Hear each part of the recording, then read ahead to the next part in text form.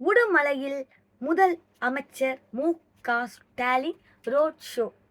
திருப்பூர் மாவட்டம் உடுமலையில் அரசு நலத்திட்ட உதவிகள் வழங்கும் விழா நேற்று நடந்தது.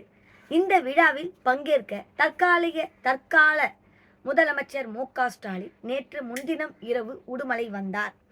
அங்கு ஈஸ்வரசுவாமி எம்பியின் உறவினர் வீட்டில் அவர் தங்கினார். நேற்று காலை விழா நடக்கும் நேதாஜி மைதானத்துக்கு அவர் வேனில் புறப்பட்டு வந்தார். முதலமைச்சரை வரவேற்கும் வகையில் சாலையில் இருபுறமும் மக்கள் திரண்டிருந்தனர். பெண்கள் அதிகம் திரண்டு வந்து உற்சாகமாக வரவேற்பதை பார்த்ததும் வேனிலிருந்து முதலமைச்சர் மு.க.ஸ்டாலின் இறங்கி சாலையில் நடக்க வந்தார். அங்கிருந்து ரோட் ஷோ தொடங்கியது.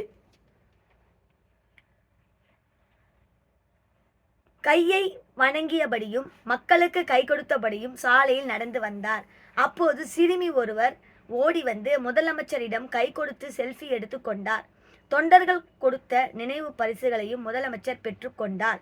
மேலும் பொதுமக்கள் தங்களது கோரிக்கைகளை வலியுறுத்தி தினம் அமைச்சரிடம் மனுக்களை கொடுத்தனர். சுமார் 1.5 கிலோமீட்டர் தூரத்துக்கு சாலையில் நடந்தபடியே முதலமைச்சர் மு.க.ஸ்டாலின் விழா நடக்கும் மேடைக்கு வந்து சேர்ந்தார். ஆனால் நிறைய பஸ்ஸு மட்டும் விடுங்க, பாவம் பொதுமக்கள் ரொம்ப கஷ்டப்படுறாங்க, உங்களுடைய ஆட்சியில் பஸ்ஸு நிறைய விடுங்க. அதுக்காக தான் சொல்ல வந்த சிரிப்பு வந்துருச்சு.